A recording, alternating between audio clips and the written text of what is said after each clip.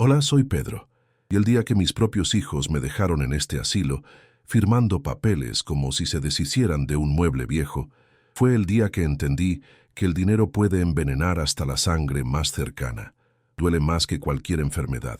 ¿Alguna vez has sentido que la gente que más amas solo te ve como un número en una cuenta bancaria? Antes de contarte el momento exacto en que escuché a mi hijo planear cómo gastarían mi herencia mientras yo todavía respiraba, dime desde dónde me estás viendo y suscríbete al canal. Créeme, no querrás perderte lo que sucede cuando un padre descubre que su amor fue solo una inversión para sus hijos. Todo comenzó una mañana de martes. Mi hijo Marcos y mi hija Laura llegaron a mi casa, la misma que construí con mis manos, con sonrisas que no les llegaban a los ojos.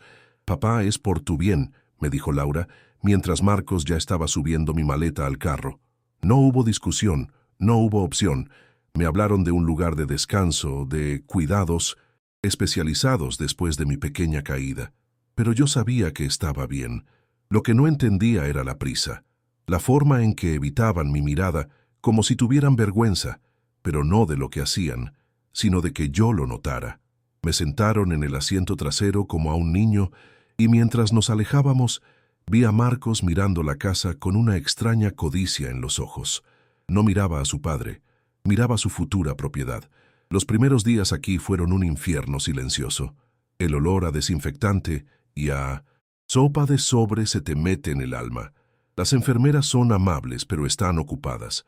Los otros residentes tienen sus propias tristezas, sus propias ausencias. Miraba el teléfono junto a mi cama, esperando una llamada que nunca llegaba. Me decía a mí mismo que estaban ocupados, que sus trabajos, sus familias, siempre encontraba una excusa para ellos. Pero en la soledad de la noche, cuando el único sonido es el tic-tac del reloj en la pared, la verdad te golpea con una fuerza brutal. No era cuidado, era descarte. Me habían guardado en un cajón para poder disponer libremente de todo lo que yo había construido. La soledad no era por la falta de gente, era por la falta de ellos. Me acuerdo como si fuera ayer cuando vendí mi carro clásico, un Mustang del 68 que era mi mayor orgullo, para pagar la entrada de la universidad de Laura. Ella lloró de la emoción y me abrazó tan fuerte que pensé que me rompería una costilla. «Te lo pagaré todo, papá, te lo juro», me dijo. A Marcos le di el dinero para la entrada de su primer apartamento, trabajando turnos dobles en el taller durante casi 2 años para juntarlo sin que mi esposa, que en paz descanse, se diera cuenta del sacrificio. Nunca les pedí nada a cambio, solo su felicidad. Verlos ahora, moviendo los hilos para quedarse con lo que quedaba, hacía que esos recuerdos se sintieran como una estafa, como si todo ese amor hubiera sido una inversión que ellos estaban listos para cobrar. Pasaron 2 semanas antes de que volvieran a aparecer. Llegaron con una carpeta llena de papeles y una urgencia mal disimulada. «Papá, solo unas firmas para poder administrar tus cosas, pagar las cuentas desde afuera y que tú no te preocupes por nada», explicó Marcos sin mirarme a la cara, mientras extendía un bolígrafo. Laura a su lado asentía con una sonrisa tensa, como si estuviera actuando en una obra de teatro muy mala. Sentí un frío recorrer mi espalda. No eran papeles para pagar el agua o la luz, eran poderes notariales, documentos que les daban control absoluto sobre mis cuentas, mis propiedades, mi vida entera. Les pregunté para qué necesitaban tanto control si yo estaba perfectamente capaz, pero solo me dieron respuestas evasivas sobre simplificar la burocracia. Mientras sostenía el bolígrafo, mi mano temblaba. No era por la edad, era por la rabia, por la decepción. Los miré a los dos, a los niños que crié, a los que les enseñé a ser honestos, y vi a 2 extraños, 2 buitres esperando pacientemente. «No», firmé. Les dije que necesitaba tiempo para leerlo con calma, con mis lentes nuevos. La cara de Marcos se transformó. La máscara de hijo preocupado se cayó, y por un segundo vi su verdadera expresión, una impaciencia fría y calculadora. «Como quieras, papá, pero no tardes», dijo con un tono que no admitía réplica. Mientras se iban, escuché a Laura susurrarle en el pasillo. «Te dije que no iba a ser tan fácil. Se está poniendo terco». Terco, así llamaban a mi instinto de supervivencia. Los días Siguientes a mi negativa fueron un desierto de silencio. El teléfono, que antes sonaba al menos un par de veces por semana, permaneció mudo. Mis hijos, que habían prometido visitas regulares, desaparecieron. Era un castigo evidente, una táctica de presión tan cruel como infantil. Me estaban aislando a propósito, esperando que la soledad me ablandara, que la desesperación me hiciera rogarles que volvieran con sus papeles y su bolígrafo envenenado. Cada día que pasaba sin una llamada, sin un mensaje, era un recordatorio de que su preocupación tenía un precio. Mi rendición total. La indiferencia duele más que un grito, porque te hace sentir que no existes, que tu ausencia no le importa a nadie, y menos a las dos personas por las que diste la vida entera. La vida en el asilo se convirtió en una lección diaria de humillación. Pequeñas cosas que antes daba por sentadas ahora eran lujos inalcanzables. Un día, en el comedor, nos sirvieron una sopa aguada y un puré de color indefinido. Pedí amablemente si podía cambiarlo por un trozo de pan con queso, algo simple. La enfermera, una mujer agotada y con poca paciencia, me miró por encima de sus gafas y dijo: «Don Pedro, aquí no estamos en un restaurante. Coma lo que hay o espere a la cena». Sentí cómo la sangre me subía a la cara. No era por la comida, era por la impotencia. Mis hijos me habían quitado mi casa, mi libertad de decidir qué comer, a qué hora levantarme. Me habían reducido a un expediente, a una boca que alimentar, y todo para facilitarles el camino hacia mi dinero. En medio de esa monotonía gris, los recuerdos me asaltaban con una claridad dolorosa. Recordé una tarde de invierno, con Laura enferma de neumonía. Tenía apenas 8 años y deliraba de fiebre. Pasé 3 noches seguidas en una silla junto a su cama, sin dormir, poniéndole paños fríos en la frente y susurrándole historias para que no tuviera miedo. Cuando el médico dijo que estaba fuera de peligro, sentí que volvía a nacer. ¿Dónde estaba esa niña, que se aferraba a mi mano como si fuera su única ancla en el mundo? ¿En qué momento se convirtió en esta mujer fría y calculadora que me visitaba con un notario en mente? El amor de un padre es incondicional, pero descubrir que el de un hijo no lo es una herida que no cicatriza jamás. Una semana después, Laura llamó. Su voz era dulce, casi empalagosa. «Hola, papi, ¿cómo estás? Te extrañamos mucho». Era una actuación tan burda que me revolvió el estómago. Después de los cumplidos de rigor, fue directo al grano. «Marcos y yo estuvimos pensando, y nos preocupa que te sientas solo. Si tan solo firmaras los papeles, podríamos organizar todo para que tengas más comodidades, quizás hasta una habitación privada». Usó la palabra comodidades, como si fuera un cebo. Estaba usando mi propio dinero para sobornarme, para comprar mi firma. Le respondí con una calma que no sentía. «Estoy bien, hija. No necesito más comodidades. Solo a mis hijos». Hubo un silencio tenso al otro lado de la línea, antes de que colgara con una excusa apresurada. Decidí que no podía quedarme de brazos cruzados. Pedí hablar con la directora del centro, una señora de apariencia severa llamada Inés. Le expliqué mi situación con la mayor calma posible, que mis hijos me habían traído en contra de mi voluntad y que ahora intentaban tomar control de mis bienes. Esperaba encontrar algo de empatía, de ayuda. En su lugar, recibí una mirada de condescendencia. «Don Pedro», dijo, juntando las manos sobre su escritorio, «sus hijos firmaron todos los documentos necesarios para su admisión. Legalmente, ellos son sus tutores de facto.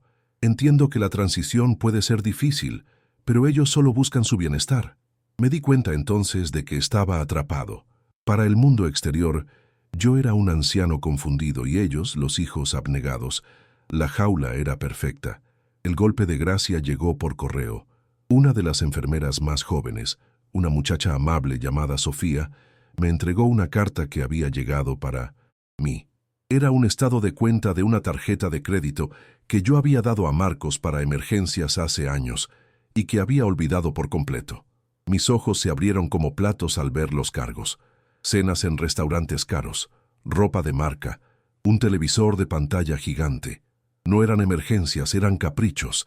Estaban desangrando mis ahorros poco a poco, como parásitos, mientras yo estaba encerrado aquí, comiendo puré y esperando una llamada que solo llegaría con una exigencia, la prueba de su Traición estaba ahí, impresa en blanco y negro, y la rabia que sentí fue tan fría y afilada como un cuchillo de hielo. Esa noche no pude dormir. Me senté junto a la ventana, mirando la calle vacía iluminada por las farolas. La rabia inicial se había transformado en una tristeza profunda, pero debajo de ella algo nuevo comenzaba a arder. Era una determinación fría, una claridad que no había sentido en años. Ya no se trataba solo de mi casa o de mi dinero. Se trataba de mi nombre, de mi dignidad. Ellos habían apostado a que yo me resignaría, a que me apagaría lentamente en este lugar, pero se equivocaron. No iba a ser el viejo senil y desvalido que ellos querían que fuera. Si querían una guerra, la tendrían, pero yo no iba a pelear con sus armas, con gritos y manipulaciones. Iba a usar la única arma que ellos habían subestimado, mi inteligencia. Mi primer paso fue simple. Necesitaba un aliado, alguien dentro de estas paredes que no viera solo a un viejo decrépito. Mi mente se aferró a un nombre. Ricardo, mi amigo de toda la vida, y afortunadamente un abogado astuto como un zorro. Pero no podía llamarlo desde el teléfono de la recepción. Sabía que estarían escuchando, que cada movimiento mío era monitoreado. Necesitaba un canal seguro, una forma de comunicarme con el exterior sin que mis carceleros se dieran cuenta. La imagen de los gastos en la tarjeta de crédito de Marcos era el combustible que alimentaba mi motor. No me habían dejado otra opción. Tenía que ser más inteligente, más paciente y mucho más calculador que ellos. Mi libertad y mi dignidad dependían de ello, y no iba a permitir que me las arrebataran tan fácilmente. Decidí que mi mejor opción era Sofía, la joven enfermera. Había algo en sus ojos, una mezcla de cansancio y compasión genuina, que la diferenciaba del resto del personal. No actuaba por simple rutina. A veces se quedaba un minuto más para ajustar mi almohada o preguntarme si necesitaba algo, y lo hacía mirándome a los ojos. Durante 2 días la observé discretamente. Vi cómo le hablaba con cariño a una anciana que no recordaba su propio nombre, y cómo compartía un trozo de su sándwich con un residente que se quejaba de tener hambre. Era un riesgo, lo sabía. Podía negarse, o peor aún, contárselo a la directora. Pero mi instinto, ese que nunca me había fallado en los negocios, me decía que podía confiar en ella. Solo tenía que encontrar el momento adecuado para pedirle ayuda. El momento llegó antes de lo que esperaba, pero no de la forma que había planeado. Marcos y Laura aparecieron una tarde sin previo aviso. Esta vez no había sonrisas forzadas ni falsas preocupaciones. Sus rostros eran una máscara de impaciencia. Se sentaron frente a mí y Marcos fue directo al grano. «Papá, estuvimos ordenando algunas cosas en tu casa y encontramos unos papeles viejos en tu escritorio, unos títulos de propiedad de unos terrenos cerca del pueblo de la abuela. No sabíamos que tenías eso». Su tono era acusatorio, como si le hubiera estado ocultando un tesoro. Laura a su lado no decía nada, pero sus ojos brillaban con una codicia que ya no se molestaba en disimular. Me miraban fijamente, esperando una respuesta, esperando que les confirmara el valor de su nuevo hallazgo. Un escalofrío me recorrió la espalda. Los terrenos, mi plan de jubilación secreto, mi as bajo la manga. Los había comprado hacía más de 40 años por una miseria, una parcela de tierra que nadie quería. Pero yo sabía algo que los demás ignoraban. Se rumoreaba que una nueva carretera pasaría por allí algún día, y ese día había llegado. Hacía un par de años, el gobierno había anunciado el proyecto, y el valor de esa tierra se había multiplicado por 100. Era una fortuna, mi verdadera herencia, la que pensaba darles en el momento adecuado, no la que ellos intentaban arrebatarme. De repente, todo encajó. Su prisa, su desesperación, su crueldad. Habían olido el dinero de verdad, y eso los había vuelto locos. Tenía que actuar, y rápido. Respiré hondo y me puse la máscara del viejo confundido que ellos tanto querían ver. Parpadeé lentamente y los miré con una expresión vacía. ¿Terrenos, hijo? No, no recuerdo nada de eso. Deben ser papeles de tu abuelo, cosas viejas sin valor. Esa tierra es seca, ahí no crece nada.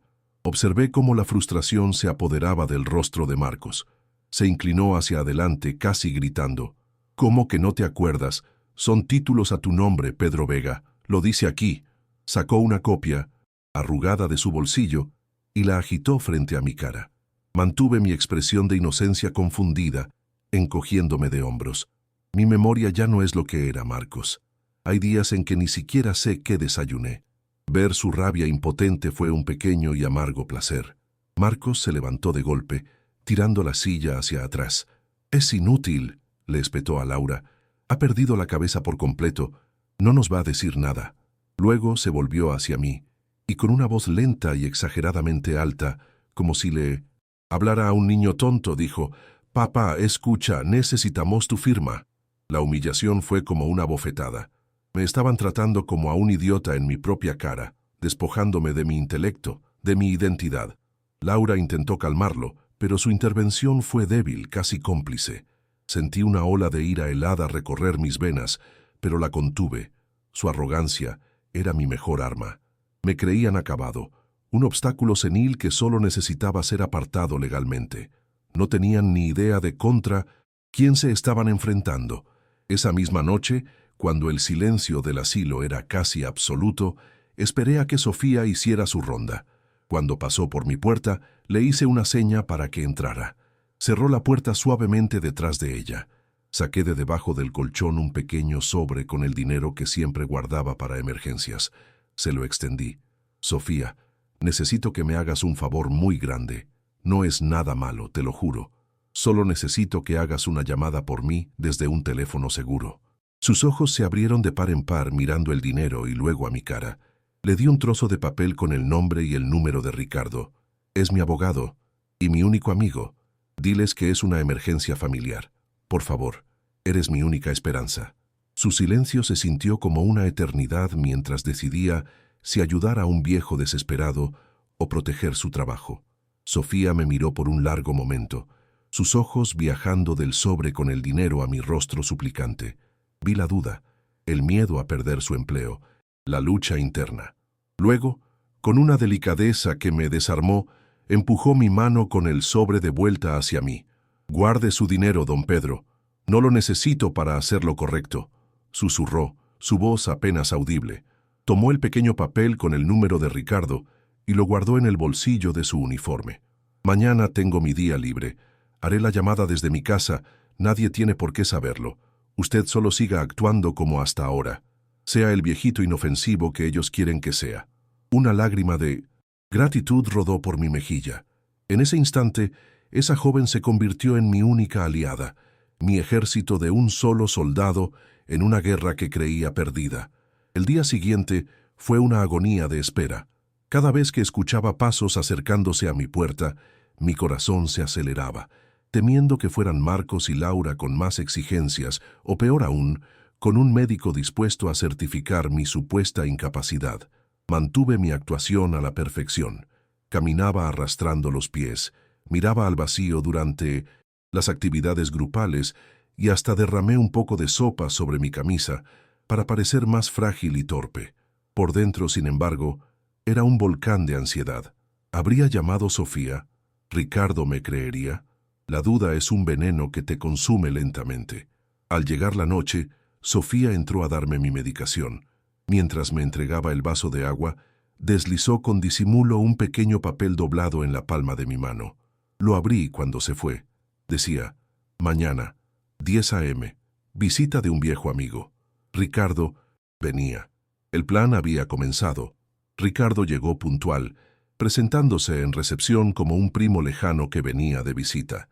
La directora lo observó con cierta desconfianza, pero no podía negarle el paso. Tan pronto como se cerró la puerta de mi habitación, la sonrisa amable de Ricardo se desvaneció, reemplazada por una expresión de furia contenida.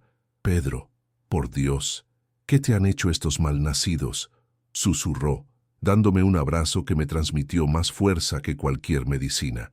Le conté cada detalle: la manipulación, la humillación, los terrenos, la tarjeta de crédito. Él escuchaba en silencio, apretando los puños con fuerza. Lo sabía. Sabía que esos dos eran unos buitres, dijo finalmente. Sacó una diminuta grabadora de voz de su bolsillo y la puso en mi mano. «Vamos a tenderles una trampa, amigo mío.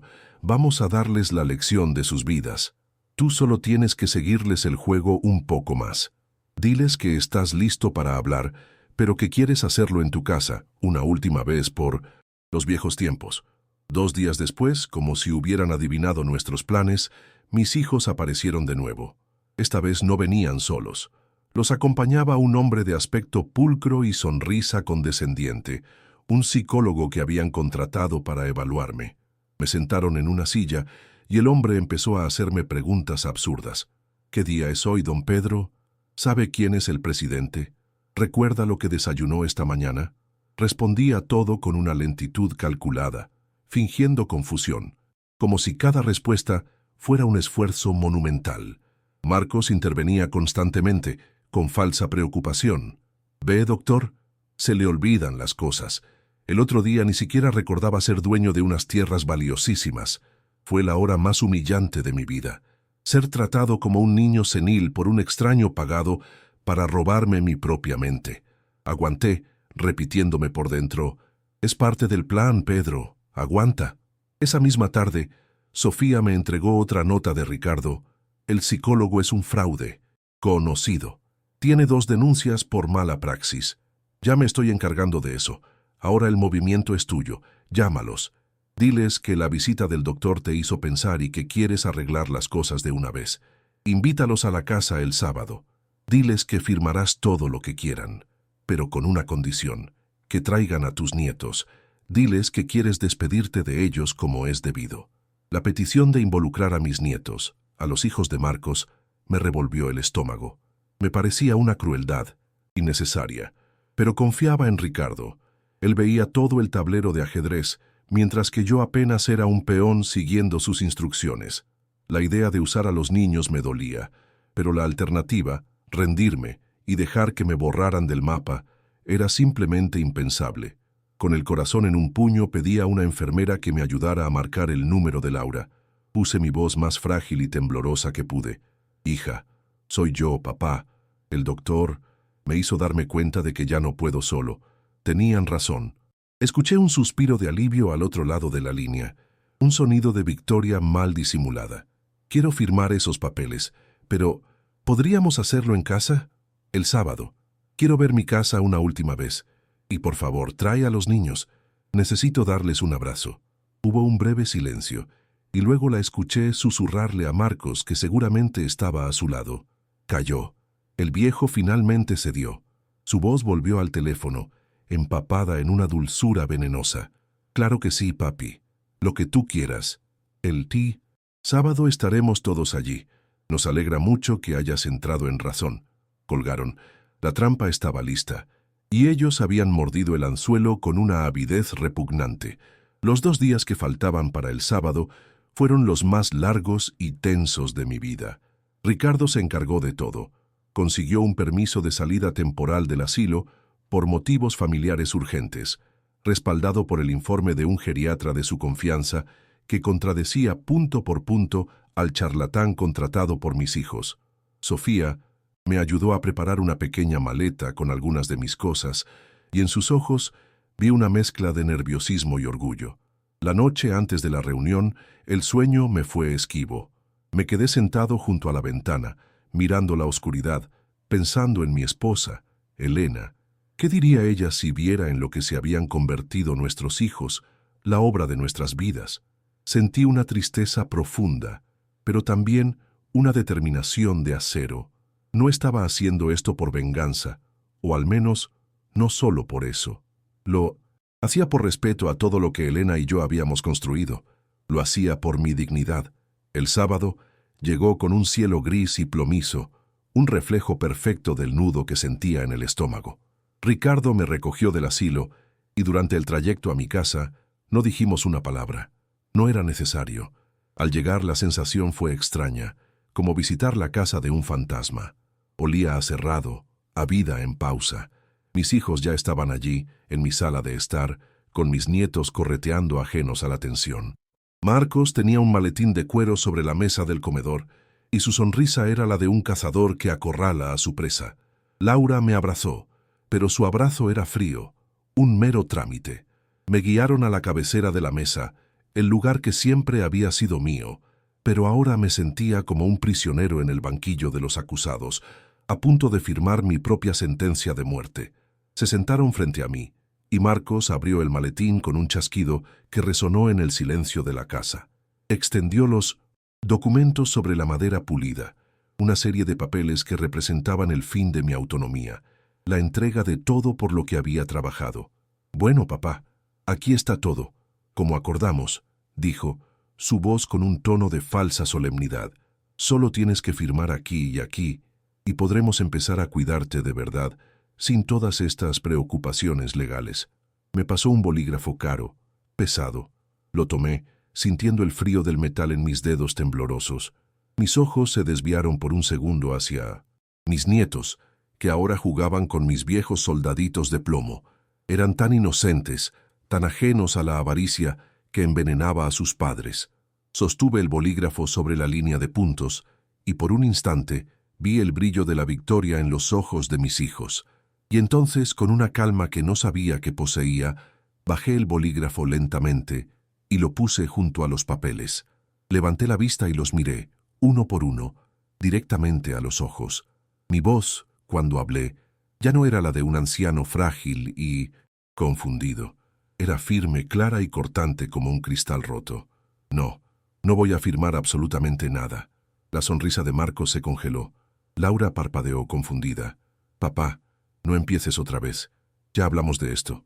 Es por tu bien», intentó decir ella. «¿Mi bien?», respondí dejando escapar una risa seca y amarga.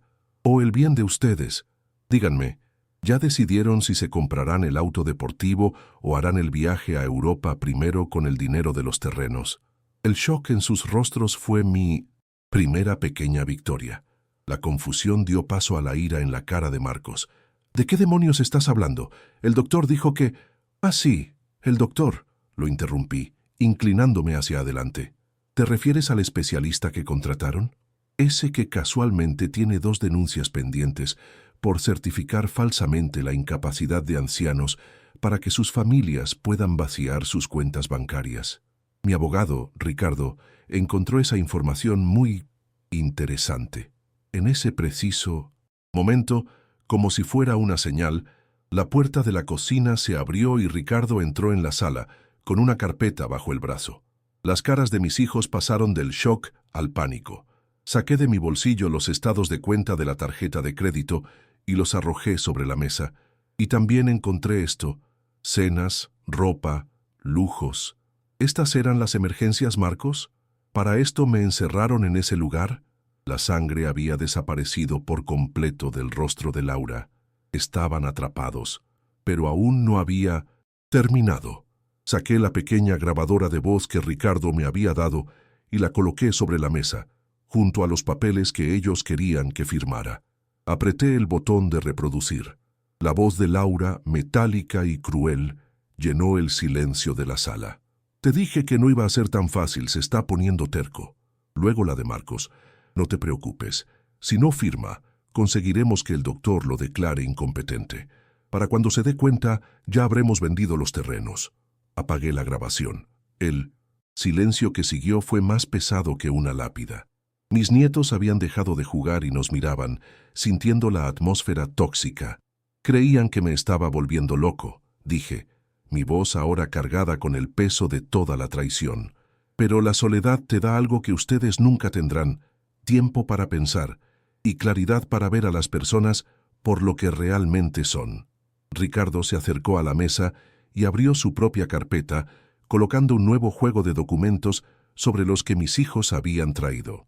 «Como verán», comenzó Ricardo con su voz profesional y serena, «su padre, en pleno uso de sus facultades mentales, ha revocado todos los poderes anteriores y ha redactado un nuevo testamento y un fideicomiso irrevocable esta misma mañana». Marcos lo miró con los ojos desorbitados. ¿Qué es esto? «Es justicia», respondí yo antes que Ricardo. «La fortuna de los terrenos, mi casa, mis ahorros, todo irá a un fideicomiso, un fondo educativo para mis nietos». Miré a los niños, mis pobres e inocentes nietos. Ellos recibirán el dinero para sus estudios y para empezar sus vidas, pero solo cuando cumplan 25 años. Y ustedes dos, dije, clavando mi mirada en Marcos y Laura, no podrán tocar ni un solo centavo, jamás. La reacción fue explosiva. Marcos se levantó de un salto, con el rostro congestionado por la rabia, y lanzó los papeles al suelo. «¡Estás loco! No puedes hacernos esto. Somos tus hijos. Es nuestro derecho», gritó, su voz rompiéndose. Laura rompió a llorar, pero no eran lágrimas de arrepentimiento, sino de pura y egoísta desesperación. «Papá, por favor», sollozó. Me levanté, apoyándome en el bastón que ya no necesitaba tanto como ellos creían. «Ustedes renunciaron a ese derecho el día que firmaron mi ingreso a ese asilo. Me trataron como a un estorbo, como a un cajero automático que se negaba a darles dinero. Pues bien, este cajero se ha cerrado para siempre. Para ustedes, yo morí hoy. Aprendan a vivir con lo que sembraron». Sin mirar atrás, caminé hacia la puerta principal. Ricardo me siguió. Salí de mi casa, dejando atrás los gritos de mis hijos y el llanto confundido de mis nietos, y respiré el aire fresco de la calle como un hombre que acababa de nacer de nuevo. No volví a esa casa nunca más.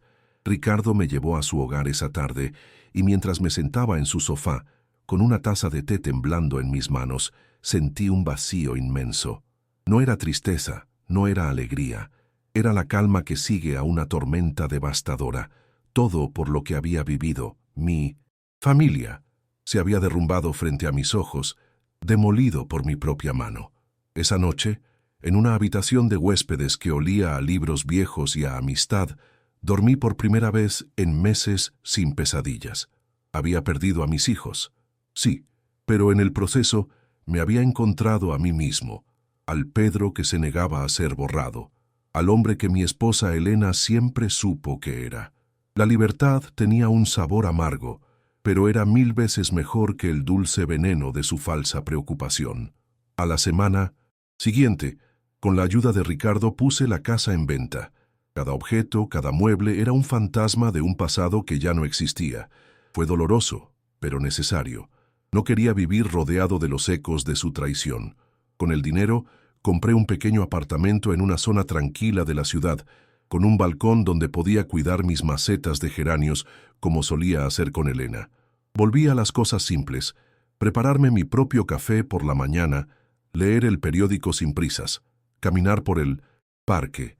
Después de la opresión del asilo, donde cada minuto de mi vida era controlado, decidir qué cenar o a qué hora acostarme se sentía como el mayor de los lujos. Había cambiado una casa grande y vacía por un espacio pequeño lleno de paz, y por primera vez en mucho tiempo me sentí en casa. Por supuesto, Marcos y Laura no se rindieron tan fácilmente. Durante meses me bombardearon. Primero fueron las llamadas, llenas de insultos y amenazas. Marcos me gritaba que era un viejo egoísta y senil, que los estaba desheredando. Laura intentaba la manipulación, llorando y diciendo que todo había sido un malentendido. Cuando vieron que no contestaba, llegaron las cartas de sus abogados, amenazando con impugnar el testamento, con declararme legalmente incompetente. Pero Ricardo era una fortaleza. Manejó cada ataque con una calma de acero, presentando nuestras pruebas, incluyendo la grabación y el historial del psicólogo fraudulento. Al final, se dieron cuenta de que no tenían nada. Su silencio final fue su rendición, y para mí fue la confirmación de que su único interés había sido siempre el dinero. Nunca se trató de mí. La parte más difícil fue la de mis nietos.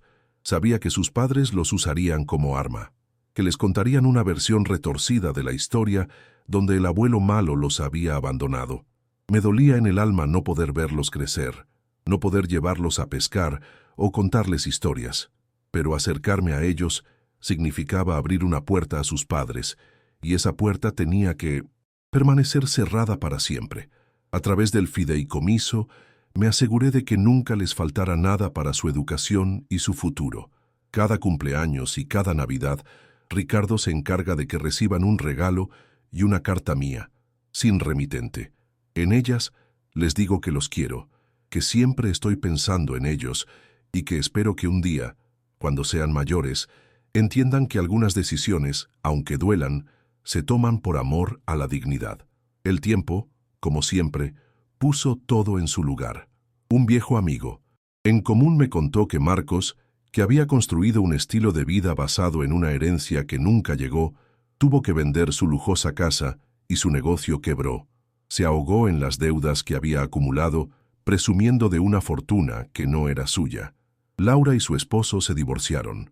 Al parecer, la presión financiera y la amargura de haber perdido el premio gordo destruyeron su matrimonio de apariencias.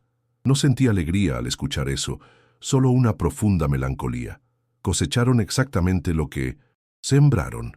La codicia es un ácido que primero corroe el alma y luego inevitablemente destruye todo lo que toca. Su castigo no vino de mí, sino de las consecuencias directas de sus propias elecciones. Hoy, a mis 82 años, vivo una vida tranquila. Sofía, la joven enfermera que me ayudó, viene a visitarme de vez en cuando. Tomamos café en mi balcón y me cuenta historias del asilo. He hecho nuevos amigos en el club de ajedrez del barrio. Algunos días, la soledad pesa, y el recuerdo de lo que fue mi familia es una cicatriz que pica. Pero entonces miro mis geranios floreciendo bajo el sol, siento la brisa en mi cara y me doy cuenta de que estoy en paz. No una paz feliz de cuento de hadas, sino una paz real, ganada a pulso. Porque al final, el dinero va y viene, las casas se venden, pero la dignidad, una vez que la recuperas, es el único tesoro que nadie te puede volver a quitar. Y ese es un legado mucho más valioso que cualquier terreno. Mucha gente, cuando escucha mi historia, piensa que gané, que tuve mi gran victoria contra la codicia de mis hijos. Y en cierto modo es verdad. Gané el derecho a decidir sobre mi propia vida, a proteger lo que construí y, sobre todo, a no ser borrado en vida. Pero lo que nadie ve es el precio de esa victoria. No recuperé a mi familia. La amputé como a un miembro gangrenado para poder sobrevivir. Cada noche, antes de dormir, todavía hay un eco de tristeza en mi pecho. Gané mi dignidad, sí, pero perdí las dos piezas más importantes de mí, mi corazón. Es una victoria solitaria, una que se celebra en silencio, porque el campo de batalla fue mi propia sala de estar y los enemigos llevaban mi misma sangre. Es la paz que se encuentra en las ruinas. Si algo he aprendido en este último tramo de mi vida, es que el dinero no corrompe a la gente, simplemente le da permiso para mostrar quién es en realidad. Yo pasé toda mi vida trabajando, ahorrando, pensando que dejarles una fortuna a mis hijos era el mayor acto de amor de un padre. Que equivocado estaba. El dinero se convirtió en un veneno que ellos bebieron gustosos, una lupa que magnificó la avaricia que ya llevaban dentro. Mi verdadero error no fue acumular un patrimonio, sino creer que eso sustituiría la enseñanza de valores como la gratitud, el respeto y la honestidad. Ahora sé que la mejor herencia no se deja en un testamento, se construye en el día a día, con el ejemplo, y en eso, dolorosamente, les fallé. La gente a menudo me pregunta si los he perdonado, y la verdad es que no sé qué responder. El perdón es una palabra demasiado simple para un dolor tan complejo. No vivo con odio, porque el odio es una jaula, y yo ya pasé suficiente tiempo encerrado. He llegado a aceptar quiénes son ellos, y, lo que es más importante, he aceptado que no puedo cambiarlos. He perdonado al recuerdo de los niños que crié, a esos pequeños que me abrazaban con sinceridad, pero a los adultos en los que se convirtieron, a esos dos extraños que vi en mi sala de estar, calculando el valor de mi vida. A ellos simplemente los he dejado ir. Mi paz no proviene de perdonarlos a ellos, sino de perdonarme a mí mismo por no haberlo visto antes. Esta experiencia me enseñó que la vejez no es una enfermedad ni una sentencia. Muchos la ven como una sala de espera, un tiempo para resignarse y desaparecer lentamente. Pero es todo lo contrario. Es la última oportunidad que tienes para ser dueño de tu propia historia. Si estás pasando por algo similar, si sientes que tu voz se apaga, que te tratan como un mueble viejo o una cuenta bancaria, escúchame bien, no te rindas. Tu vida, tus decisiones y tu dignidad no son negociables. No dejes que nadie te convenza de que eres una carga. Eres el resultado de una vida de luchas y de sabiduría, y ese es un poder que nadie te puede quitar, a menos que tú se lo permitas. Lucha por tu respeto hasta el último aliento. Mi vida ahora es mucho más pequeña, pero infinitamente más rica. No tengo una casa grande, pero tengo un hogar. No tengo cenas, familiares ruidosas, pero tengo conversaciones tranquilas con Ricardo y Sofía, mi familia elegida, la que se construye con lealtad y no con sangre. Encuentro alegría en cosas que antes daba por sentadas. El calor del sol en mi balcón, el sabor del primer café de la mañana, ganar una partida de ajedrez en el parque. He aprendido que la verdadera fortuna no está en lo que acumulas, sino en la paz que sientes cuando te acuestas por la noche. Y yo, a pesar de todo, duermo en paz. He perdido mucho, pero he ganado la libertad de ser simplemente Pedro, un hombre que decidió no vender su alma. Mi historia es solo una, pero sé que hay miles como la mía, silenciosas, ocurriendo detrás de puertas cerradas. Si conoces a alguien que se siente invisible, que está luchando por su dignidad contra aquellos que deberían protegerlo, por favor, comparte este video con esa persona. A veces, saber que no estás solo es el primer paso para encontrar la fuerza de luchar. Y no olvides suscribirte para escuchar más historias sobre cómo encontrar nuestro propio camino, incluso cuando el mundo espera que nos quedemos quietos. Gracias por escuchar mi verdad.